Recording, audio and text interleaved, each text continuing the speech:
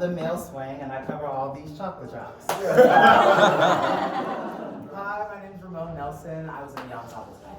Hey y'all, my name is Deandre, Sevon. I was also in the ensemble tonight. How you doing? I'm David Jennings, also in the ensemble. Overshown ensemble. What an amazing joy and privilege it is to engage this conversation tonight. I think I shared with you earlier that I watched tonight as a member of this community well over 20 years ago. In fact, I replaced this brother in the LA company of Ragtime that turned into the Vancouver company of Ragtime, that turned into the Chicago company of Ragtime, and of course, the Broadway company was running. And to be able to come back all these years later to engage this material, my heart was just exploding. I couldn't stop crying. We find ourselves in a very tricky space, politically, culturally, socially, right now. One of the things I shared with this group is that over 20-something years ago, we found ourselves in a very similar space. And so I guess our first question coming in, because you started this journey before we got the results of the election. So my question is, what has this journey been like for you pre-election experience and now post-election experience?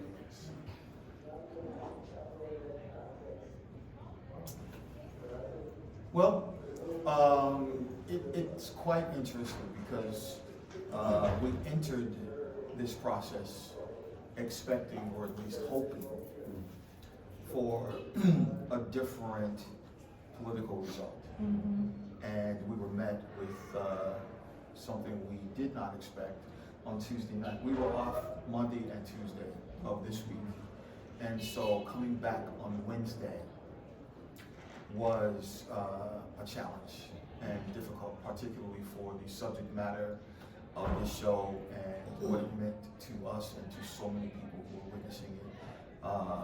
It was tears all night long. And so quite a challenge after something that we were a lot more prepared for before. Any other thoughts for that? Yeah, I think before coming into the process, I thought initially, like, I was just a fan of the score, right? Like I knew the story, but the score is what immediately drew me to the piece. And as we were going through it, I was going through some personal things in my own life, and I was almost like triggered in a way of realizing, wow, like the similarities, like art truly imitates life and vice versa. And so it was rough before, but it was more of like with the company together to lean on, it was hopeful. Post, I couldn't make it through the first number personally on Tuesday, I think, or Wednesday, excuse me.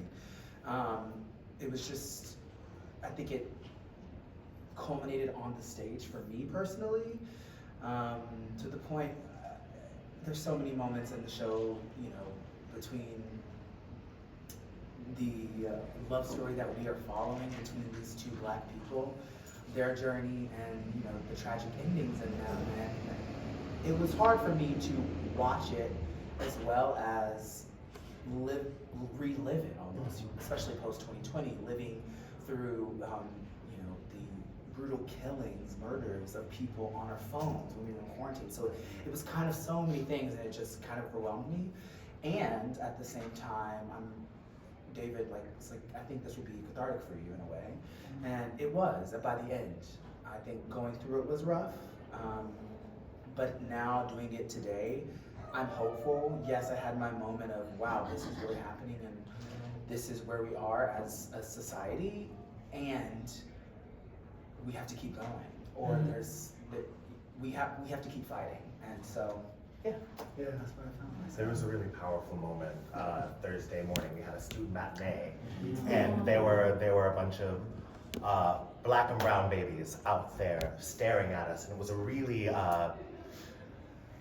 first really difficult, but it was like the story needs to be told to these children. They were so hungry for the story, so reactive, and I think that was healing for a lot of us, being able to sort of tell the story move through our stuff with the kids, and that was sort of transformative, I think. Yeah, you know what's really interesting? We were sitting tonight and we were surrounded by more kids who were maybe experiencing this story for the first time.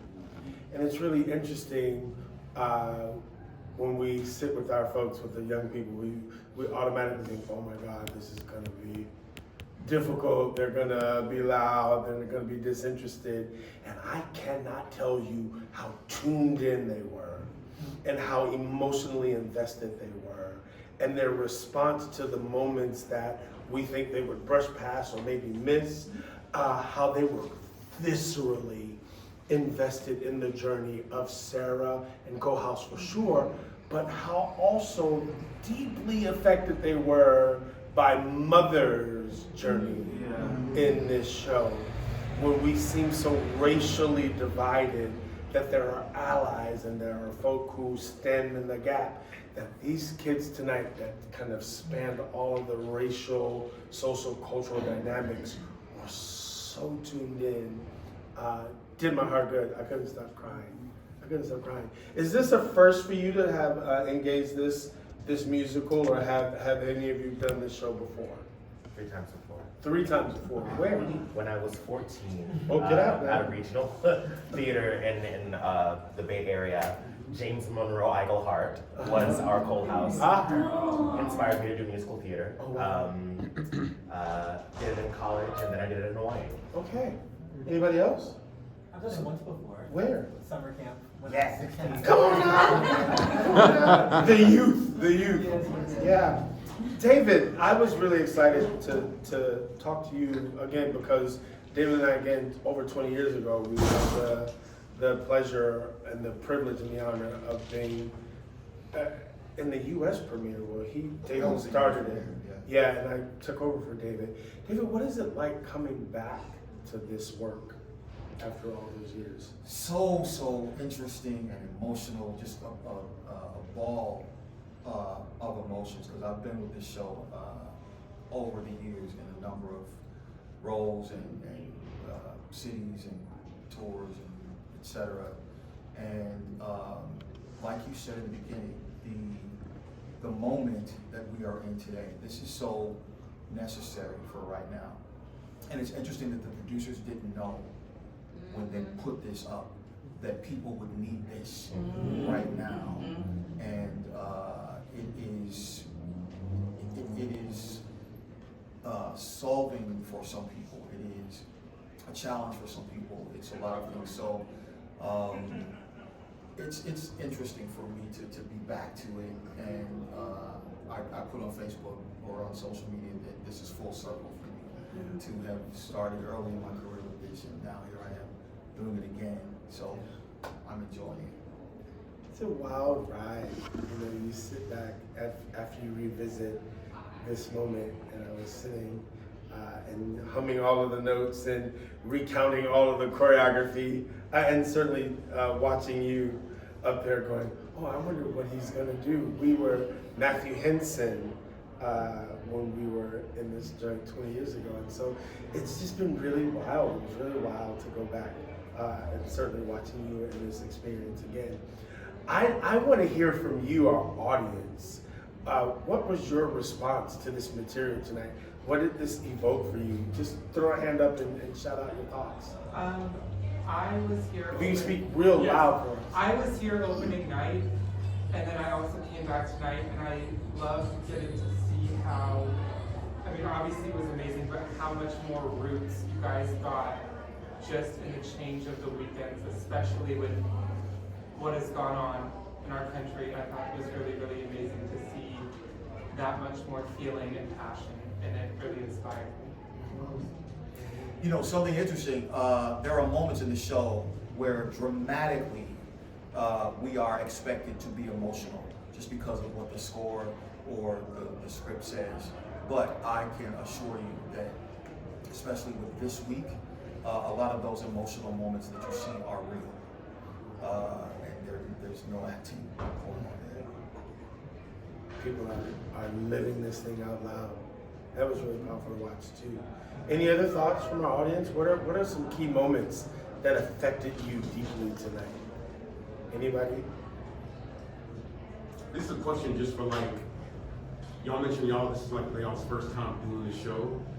As a young black man growing up in musical theater, ragtime is sort of like shoved down your throats.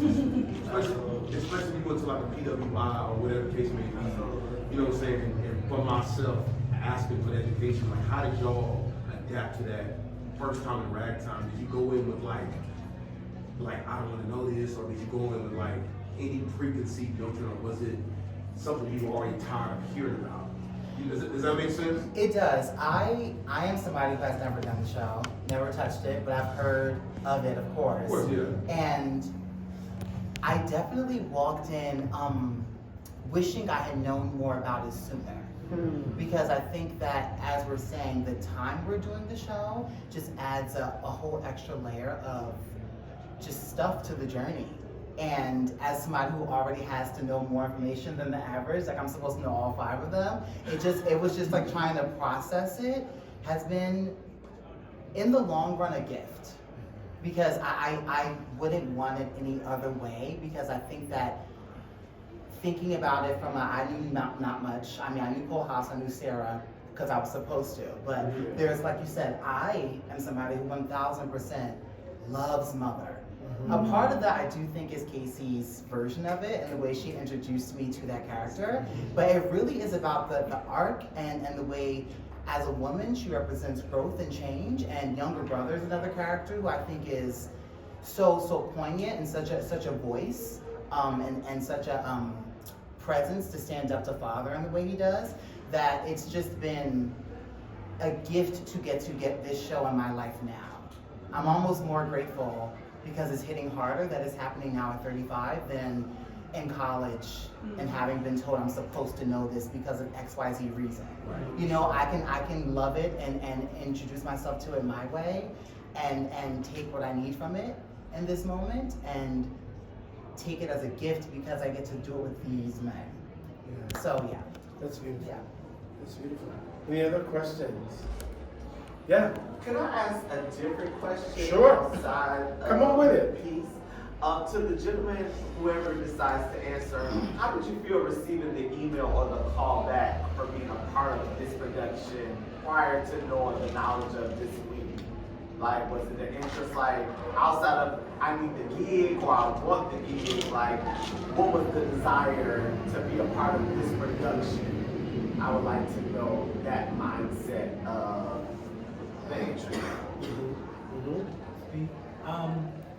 I was really excited and grateful when I found out I had an opportunity to be a part of it, because personally, my relationship to musical theater is something that I'm still navigating, because I'm trying to be intentional about like using this to be of service. But this show was a blessing because there was absolutely no question about it.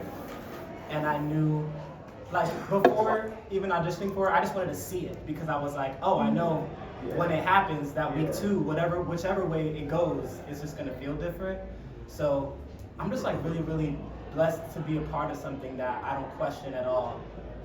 That it's starting conversation, that it's making people want to take action, that it's making people think, that it's inspiring like the children, as well as like people who have this show in their lives for decades. Like, it's really, really cool to, for me personally, be a part of something where, as I said earlier, I'm like, oh, like, this is a responsibility I'm honored to have. Awesome. I have a reflection, not really a question, but I was sitting next to this young man who's from some other country, and every scene y'all had him shook. Tears. Wow. Standing ovations, every scene. And I was like, did you enjoy? You know, they only had a week rehearsal. He said, I know, and I'm coming back tomorrow. All right, so y'all, you know, it's great to hear you say that, but then to also know that the impact is happening globally because people are also coming to see this show.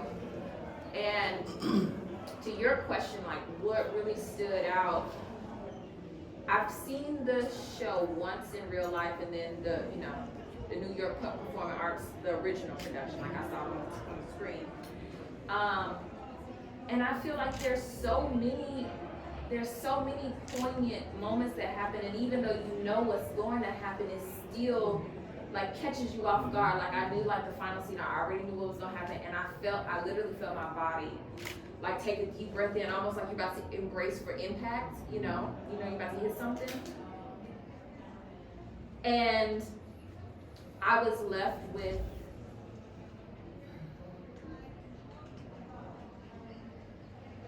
the tension that it is to hold, like it really is. Cole House Jr. he lost both of his parents to this country, for wanting justice, for wanting more, and then that we still have to hold on to hope, right? Because Tata and mother, like, there's hope. They show up, and they don't give them to the the crazy other people.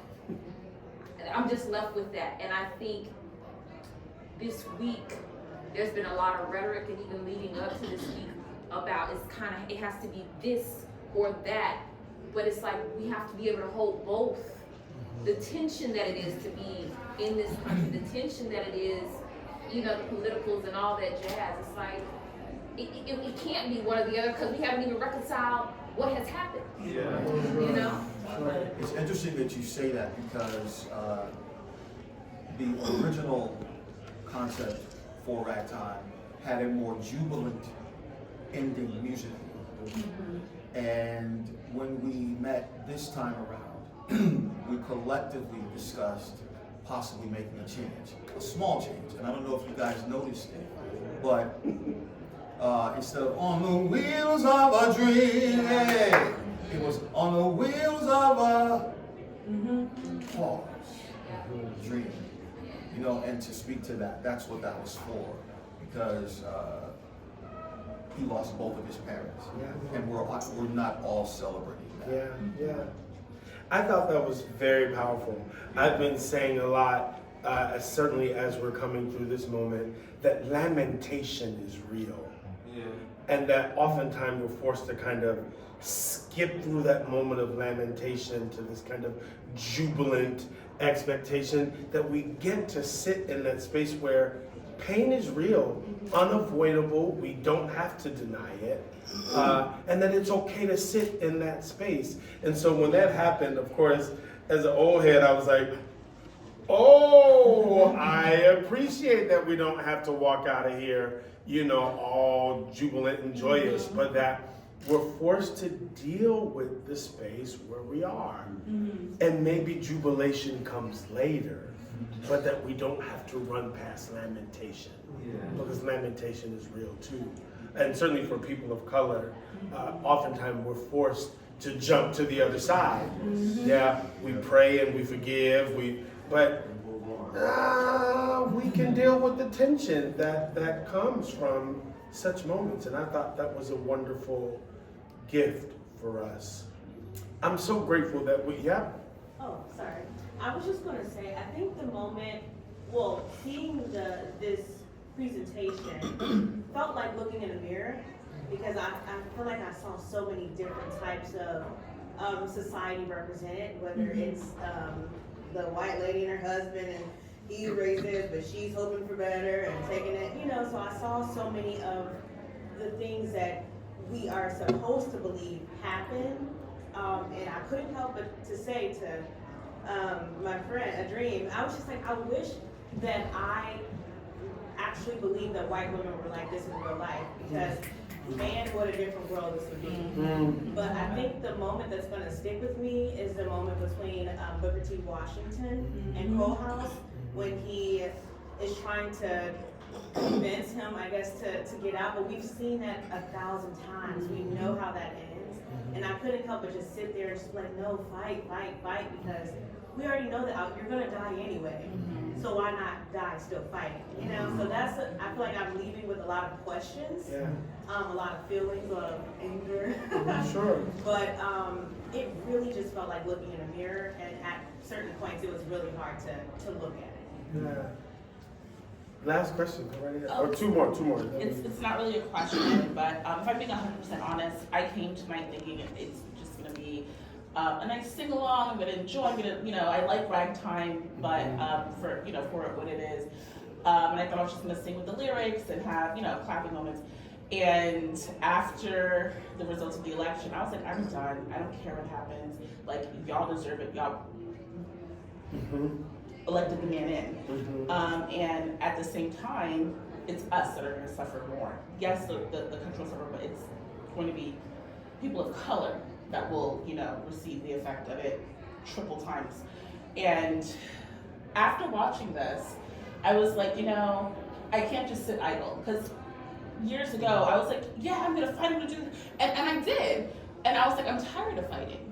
But then at the same time, it's like, the fight that I'm doing now is so much easier in layman's terms than what our forefathers or the people before us did. And I want to say that, like, the way this production was done, it really did resonate something in me that it's like, you just can't sit idle. And I just want to say thank you for that. And then also the ending, I realized, because normally, after music, we're like, oh my God, it's so pretty, it was wonderful, I feel on top of the world. And this, it's not that I don't feel on top of the world, but it really sinks in of the reality of the situation. And, it's obviously a timepiece, but it's still so relevant, So that's like what I really did take away from that, so. Yeah. Thank you for that. Thank you for that. We have one more. Sure, yes. Also, I just wanted to give a hello from the founder of Black Broadway Men, Anthony Wayne. He wants to give you all your flowers. And he speaks about his, the reason why he started Black Broadway Men was about speaking about legacy, the legacy that those who came before us left and what we're leaving behind. On the way here, I saw a fellow brother who's also in theater at 125th train station, and we just hugged. We hadn't seen each other in about 2 weeks. We hugged each other, and it was just that hug.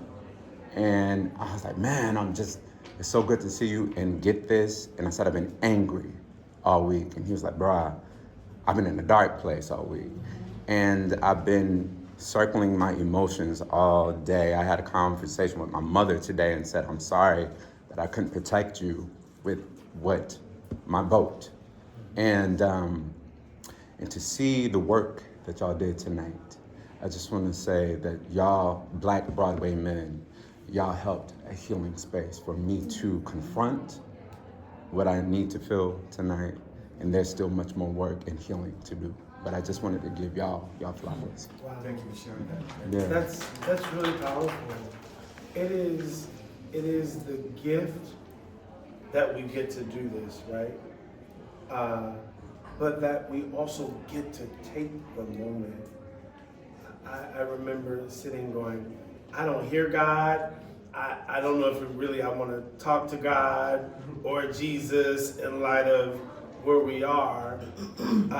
But that we get to have that moment again of wrestling, but then we realize the gift that we've been given through the art of storytelling, the responsibility we have to lift each other, challenge each other, convict each other, create openings for us to have the aha moments, to have the deep revelations, but that we do have that moment to wrestle before we show up through that stage door to sign in, to go out and tell the story.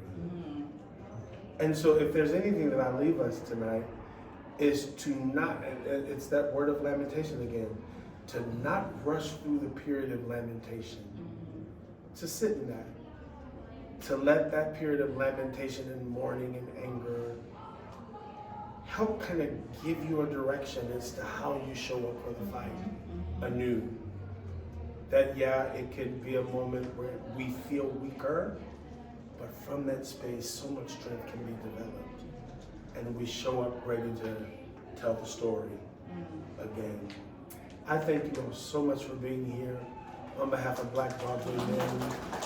Yeah, give it up. We celebrate you in your remaining days, right? Because 2 more weeks? 2 more days. 2 more days they have to go out and tell the story. Yeah. So we have 2 more days to tell people to come back and to celebrate these brothers and this cast as they tell the story. But I encourage you to check us out on blackbroadwaymen.org. There's so many programs, so many opportunities for us to gather, to reflect, to share, and I don't want you to miss them. We're so grateful. I see someone raising their hand. Yeah, can I just give you this last word? Please. This is precisely the time when artists go to work. There is no time for despair, no place for self-pity, no need for silence, no room for fear. We speak, we write, we do language. That is how civilizations heal. Toni Morrison, and I thank you, Jennings, for tonight. Absolutely beautiful. Because the art is what you support. Thank you. Can we also show some love to City Center for allowing us to have this? Yeah, give it up to them. We thank you so much. Again, you can follow us at blackbroadwaymen.org. You can follow us at Black Broadway Men on all of our social media handles.